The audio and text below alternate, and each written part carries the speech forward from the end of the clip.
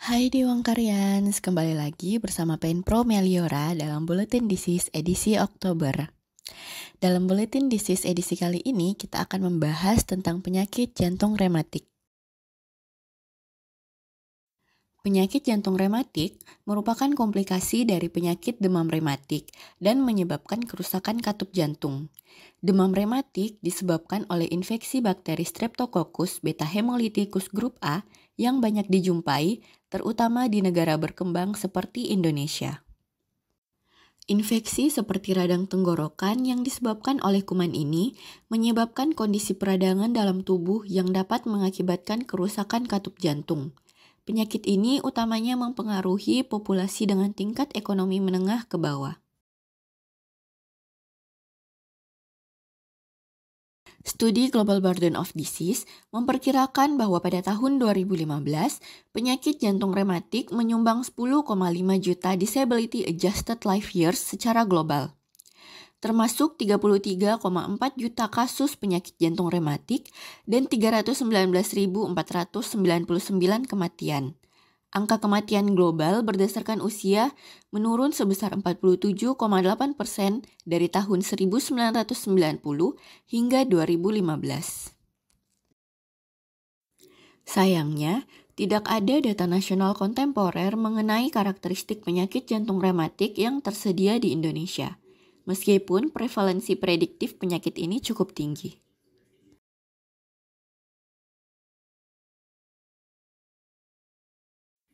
Etiologi dari penyakit jantung rematik disebabkan oleh Streptococcus beta hemolytic grup A.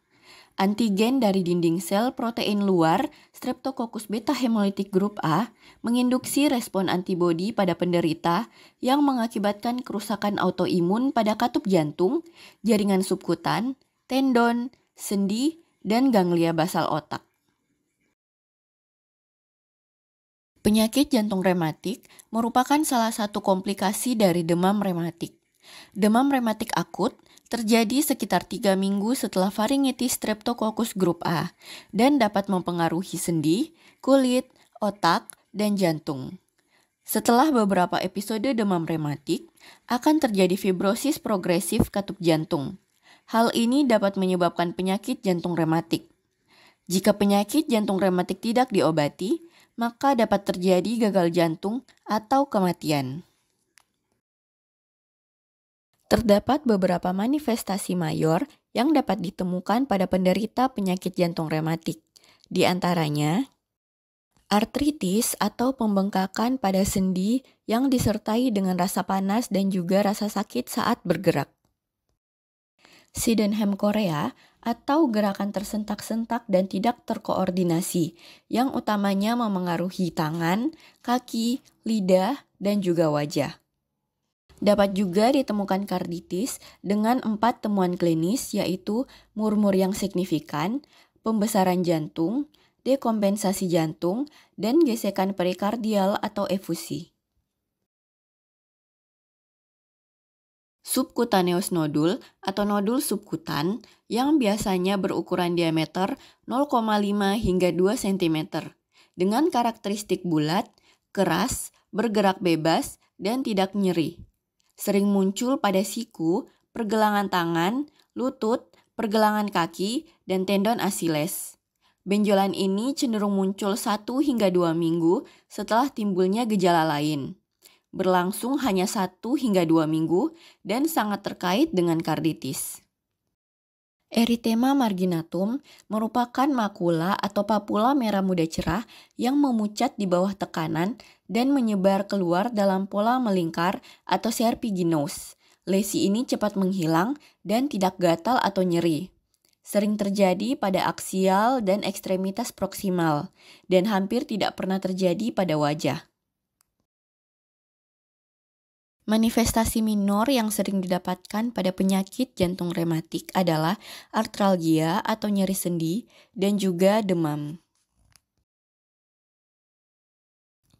Selain itu, terjadi juga peningkatan marker inflamasi akut seperti laju endap darah dan juga pemanjangan interval PR pada EKG. Dalam menegakkan diagnosis penyakit jantung rematik, terdapat beberapa kriteria diagnosis yang harus dipenuhi.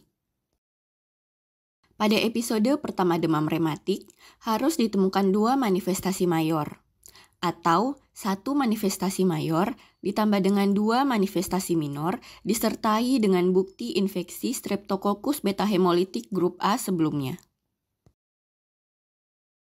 Untuk demam rematik berulang pada pasien tanpa penyakit jantung rematik, harus ditemukan 2 manifestasi mayor atau 1 manifestasi mayor ditambah dengan 1 manifestasi minor tanpa sequel penyakit jantung rematik sebelumnya.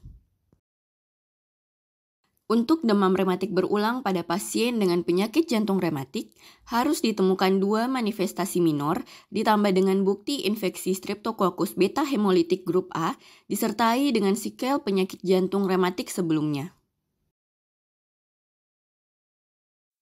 Terdapat beberapa tata laksana yang bisa diberikan kepada pasien penyakit jantung rematik.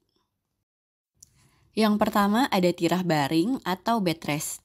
Pasien diharuskan tirah baring disertai dengan mobilisasi secara bertahap tergantung dari kondisi jantung pasien. Berikut ini durasi tirah baring dan juga mobilisasi bertahap pada 4 kelompok klinis. Untuk eradikasi bakteri, dapat diberikan antibiotik benzatin penisilin sebanyak 1,2 juta unit secara intramuskular. Untuk berat badan di bawah 27 kg, dapat diberikan 600.000 unit secara intramuskular. Atau dapat juga diberikan penoksimetil penisilin selama 10 hari.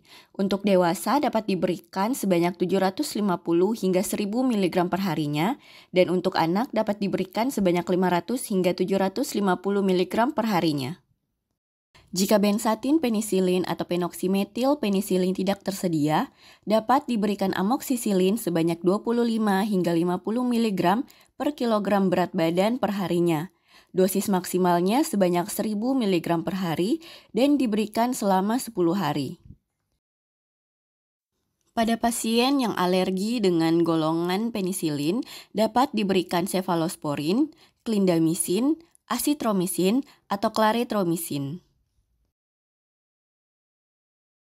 Dapat juga dilakukan intervensi bedah yang sebaiknya dilakukan 3 bulan pasca demam rematik mereda. Intervensi ini dilakukan jika terapi medikamentosa atau pemberian obat-obatan tidak memberikan hasil yang baik. Untuk prevensi sekunder, dapat dilakukan menggunakan pemberian antibiotik.